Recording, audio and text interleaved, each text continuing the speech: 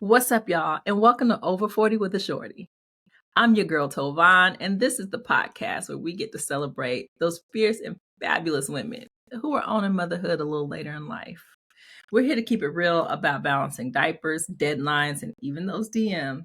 So get ready for some candid conversation, a whole lot of humor, and all the support you need. Grab your coffee, your tea, or your tequila, and let's go.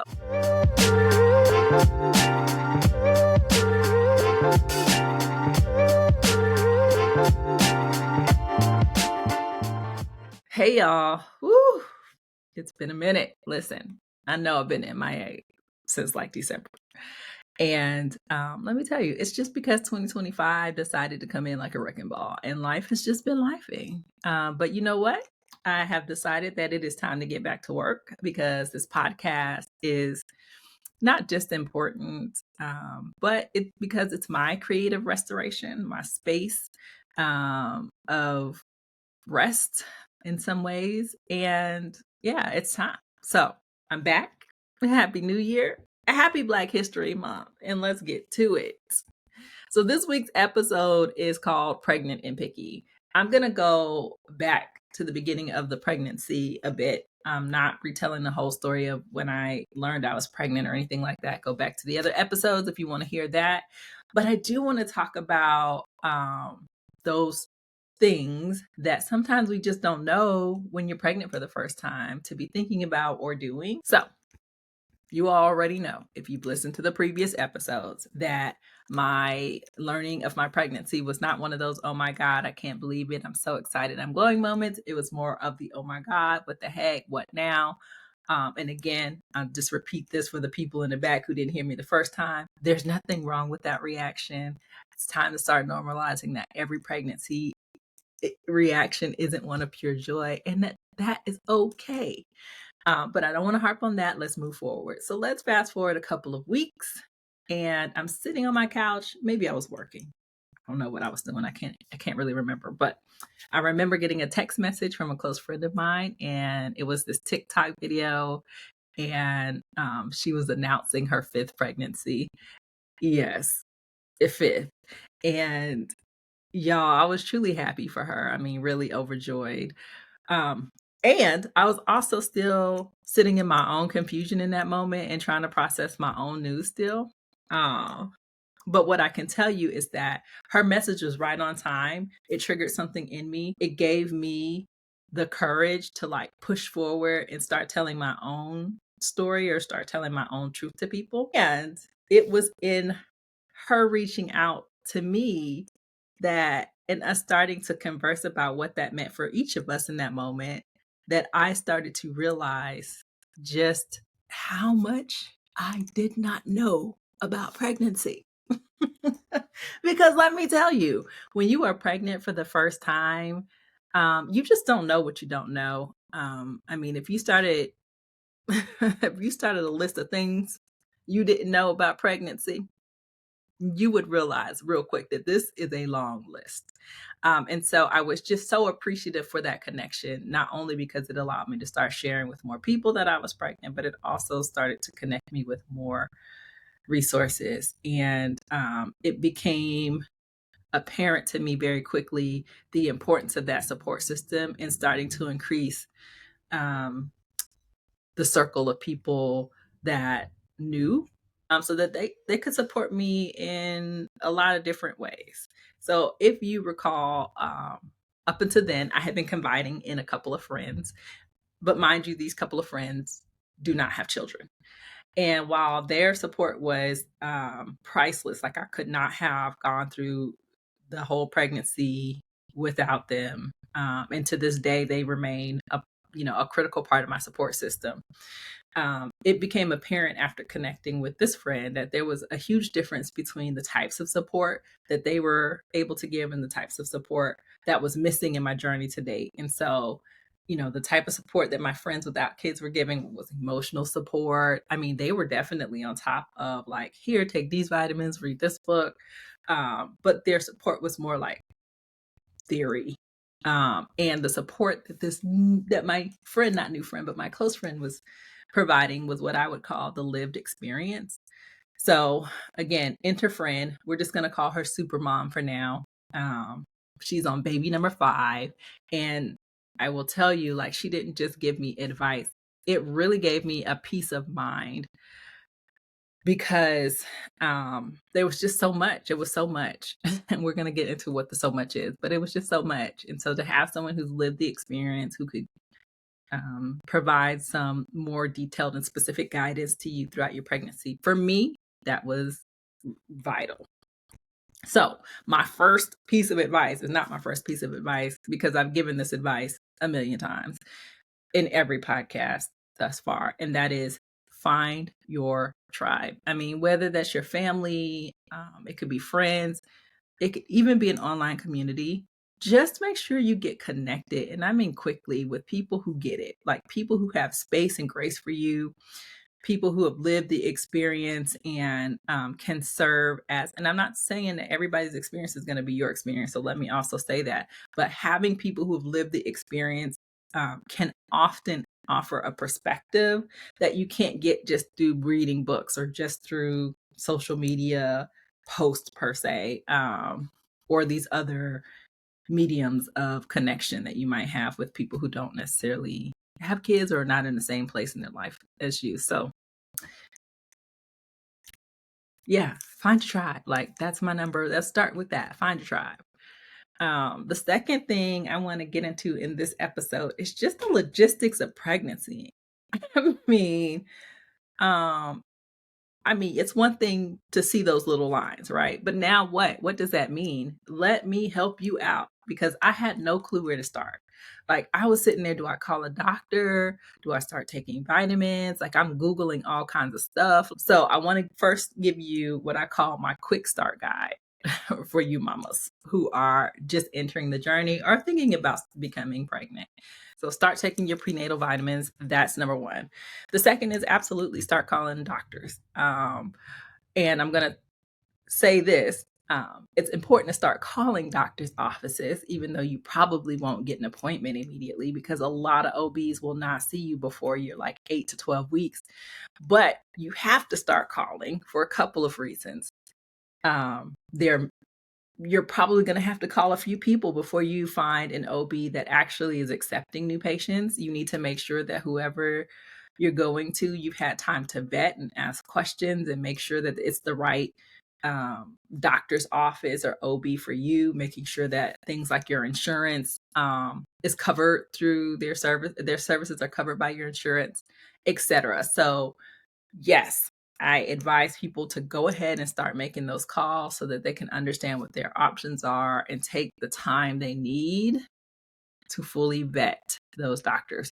And I'm going to point back to your support system because finding an OB is not easy. I'm getting ready to tell you my own personal story so you understand just how hard it is. Sometimes for some people it's very easy. But what I will say is the reason for the support group and finding your tribe is those people can help you sometimes identify the healthcare providers as well, especially those who have lived experiences, who are in your community, or if you're joining Facebook groups, right? Whew, so let me tell you, my personal journey with finding a healthcare provider was a struggle. I mean, it was probably one of the most stressful parts of my pregnancy, if I'm being honest. So let's get into that. Now, let me just keep it 100 about a couple of things. I was bound and determined to find a Black woman OBGYN. But y'all, that search exhausting. In my town that I live in, I could not find a Black woman OBGYN at all. Actually, I take that back. I found one posting, one business. And when I called, they did not do OB services in that office, so they no longer offer those services. So again, back at square one, 0 Black women OBGYNs in the area. I had also called other offices that did not have Black OBGYNs, by the way, even though my preference was that I had a Black OBGYN or access to a Black OBGYN through my process because of a lot of different reasons, because we know that Black women have tons of complications when it comes to this pregnancy journey. And I personally just didn't want to be in the hands of people who were not culturally competent, but that's, we'll get into that. Um, I did reach out to offices locally. I will tell you that a number of them didn't answer their phones and or did not return my calls. And others just were not taking on new clients, right? So it became very clear to me that I was not going to receive the type of care that I wanted in my hometown. And so I did some additional searches. Many of the OBGYNs that I found, Black women, were in Atlanta. And so I seriously put their names down on my list and said, "Hey, I might have to consider flying back and forth just to get the care that I need and want in this process." And for a while, that's what I did. I know, y'all, it's crazy. Can you believe that for the first few months of my pregnancy, I was actually flying to Atlanta to visit a Black woman OBGYN?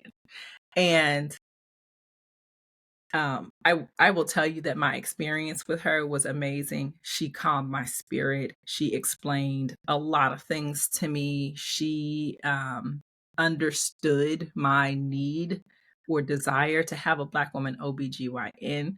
And she also knew that I didn't live there. So she was very accommodating when it came to scheduling things. So if it was going to be some blood work that needed to be done that potentially may require follow up, she told me those things up front so that we can figure out how to schedule them together around my travel.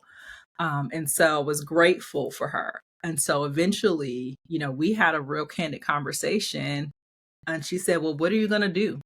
Because you either need to move to Atlanta or you need to find someone in your area because you will not be able to sustain this travel as you get further along in your pregnancy."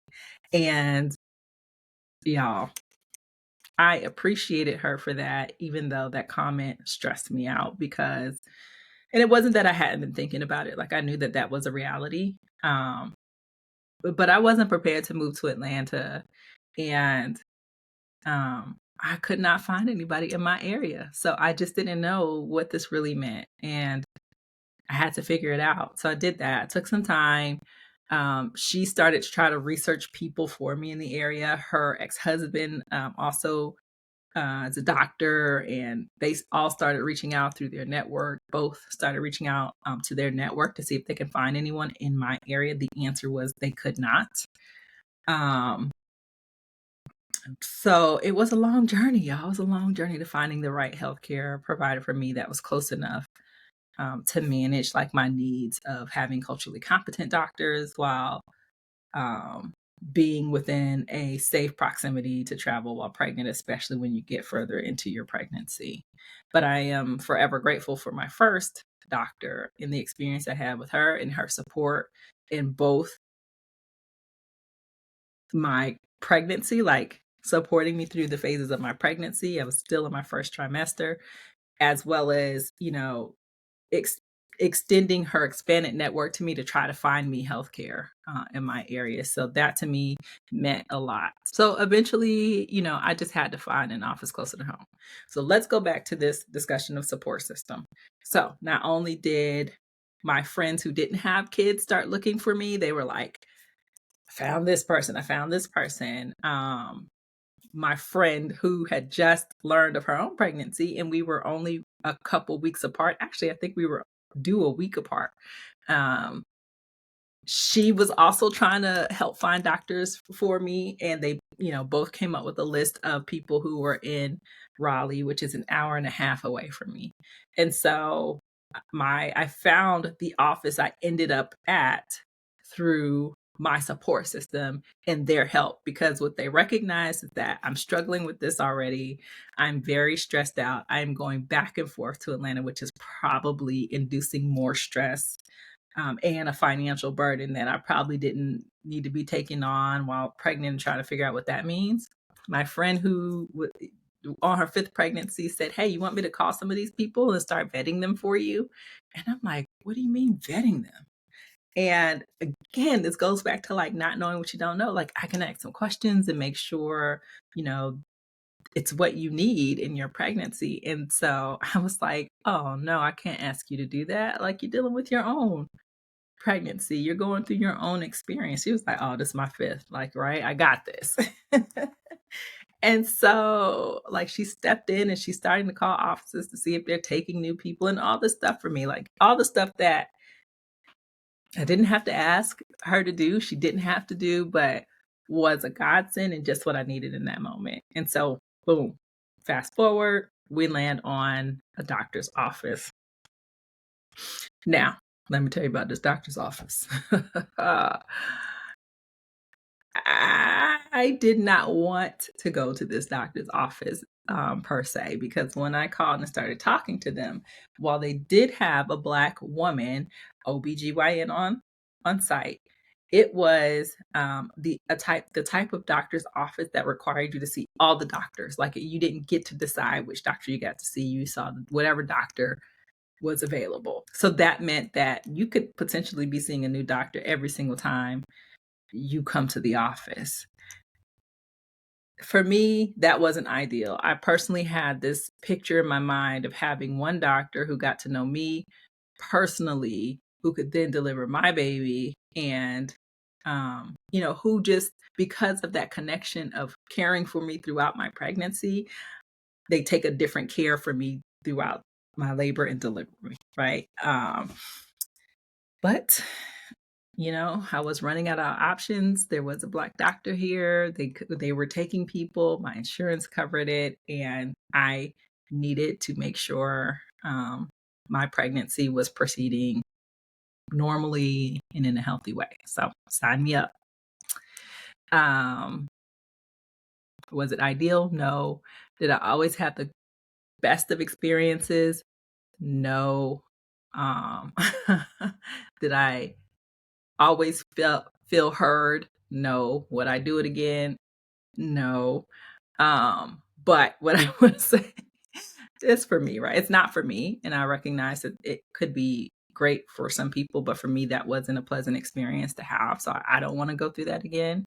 I'd rather see one doctor or at least see doctors who the same doctors, culturally competent set of doctors, and I just didn't feel like I had that in that office. Um, Nonetheless, when I did see the Black doctor who was on call, when I did see the Black doctor, what I will tell you is she immediately eased my stress about a lot of things. Every time I would go into this doctor's office, they would start the conversation almost the same exact way. Like, you should be gaining between 10 and 15 pounds in your pregnancy. And I would say, like, I've already gained 15 pounds. So the first time they said it, I was stressed out. The next time they said it, I was like, so listen, I'm an overachiever. I done already gained 15 pounds. So you're going to have to get me a new goal. What's the next milestone? Because clearly I can't stop gaining weight. I'm only in my first trimester. Right? Like, clearly I am not going to remain at this 15-pound of weight gain mark. And so they would all just kind of look at me and say the same thing, like, just keep an eye on it. I don't know what that means. Keep an eye on what? Can you please explain to me how this thing called weight gain goes in pregnancy? Should I be gaining 1 pound a week? Like, I don't know. And so you're telling me to keep an eye on it, but I don't know what to keep an eye on. And so every time I went to the office, stepping on the scale would stress me out. Because if you've ever been pregnant, you're going to gain weight almost every week. Like, I don't know what to tell you. There is no stopping this. And so, at one point in time, I just asked the doctor, does this mean I need to go on a diet? Do I need to be on some new type of exercise regimen? Like, you guys keep pointing to my weight as a problem, but you're not offering a solution. And this is a problem for me. Like, this is exactly what I don't want in a healthcare provider. You've got to be able to help me understand, one, what's the risk of this weight that I'm gaining? Two, what's the plan? What do I need to do? I don't know. So fast forward, I get to see the Black doctor for the first time, and this is like really into my second trimester. So we're past the first trimester.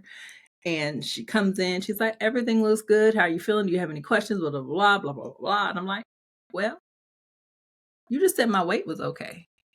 And she said, "Yeah, your weight's fine." I said, "Huh, that's interesting because every time I come in here, they tell me that my weight is not okay." And she said, "I can imagine who's telling you that." And we just both looked at each other. And she said, "Your weight is fine." And I said, "Thank you. Thank you. Thank you." Because I have been stressed for months about my weight, not knowing what to do with no solution and no real discussion or deep dive into it with any of these doctors, only to come in here and you tell me that my weight is not a problem. I'm fine. Um, this is what I mean about culturally competent doctors. Because if you are not accustomed to how women of color maybe gain weight or carry weight or consider family history around weight, then your assessment of you should only gain 10 pounds is based on some very prescriptive textbook that doesn't apply to me. And now you're adding stress. You're contributing to the stress in my pregnancy, which is not good. But when she said that, it was just like this weight lifted from my shoulder, and I was so appreciative for having had my first visit with her and for her having eased my stress about that. So fast forward, she was also the doctor on call when I went into labor, by the way. And let me tell you, when I saw her walk in, I was like, woo, hallelujah. There is a God, right? Like I knew I was in good hands and I felt immediate relief being in the hospital, knowing that she was the doctor on call. Um, you know, she was down to earth. I could say what I wanted to say, and I knew that she would not take it in any other way than the intent of it. And it was just great. It was just great to know that she was going to be delivering my baby. So, moral of this story is not only do you need to understand the logistics of finding the right healthcare provider, you have to be able to advocate for yourself, and you must be picky. Trust your gut. Don't settle. If you need to find a new provider, it is not too late. It's never really too late in your pregnancy. Well, I can't say it's never really too late. Some doctors' offices will not take you after, a certain amount of time. But, trust your gut. And if you're not feeling good about where you're at, about the doctors that you're seeing, about the responses that you're getting, move on. Find a new doctor. Don't feel like you're limited and that's your only option.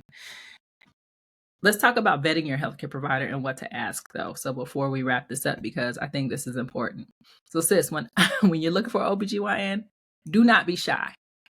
You need to ask every question that comes to mind because, again, I cannot stress enough how your healthcare provider impacts your whole pregnancy journey, your whole experience. And if your experience leading up to labor and delivery isn't good, healthy, productive, it feels caring, then I assure you that your delivery experience ain't gonna be none of that. So don't be shy. Ask your questions. Here are some of the questions that I ask. What is your approach to childbirth, right? So are you someone who's going to ask a lot of questions of me in advance to understand what I want out of childbirth? Are you someone who's just going to assume I want to do things a certain way and that's the way we're going to do it? Um, what hospitals do you deliver at? Because not all doctors have privileges at every hospital. I did learn that. And so you need to know what hospital they're delivering at. So just as your healthcare provider, your doctor is critical, so is the hospital you're delivering at. And let me tell you something. The reason why I also decided to go to Raleigh is because I refused to have a baby in my local hospital, which I just don't trust. And every experience I've had at that hospital has been terrible. And I mean terrible. So for me, understanding what hospital privileges my doctor was at and being able to thoroughly research that hospital for myself was important. Oh, C-section rates. Like, I don't want to be cut on. I've never had a major surgery. I didn't want to start in this moment of having surgeries. I wanted to have a natural birth.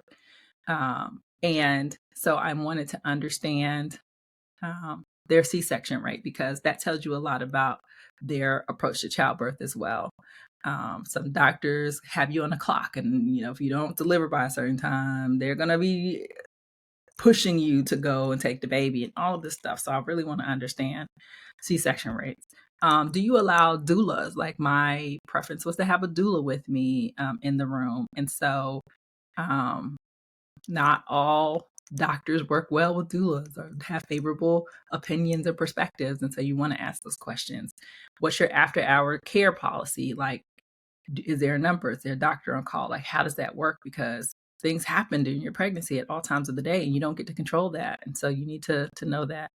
You need to understand how far away your house is from the hospital, the doctor's office, etc. So understanding the logistics of traveling between these places is important as well, because as you get further along in your pregnancy, you're there every week, and you never know when you're going to deliver. So for me, I was delivering at Rex Hospital in Raleigh, and it was 90 minutes away. And is that ideal? And do I recommend it? Nope. But guess what? It was worth it for me. I had the experience I wanted to have for my labor and delivery.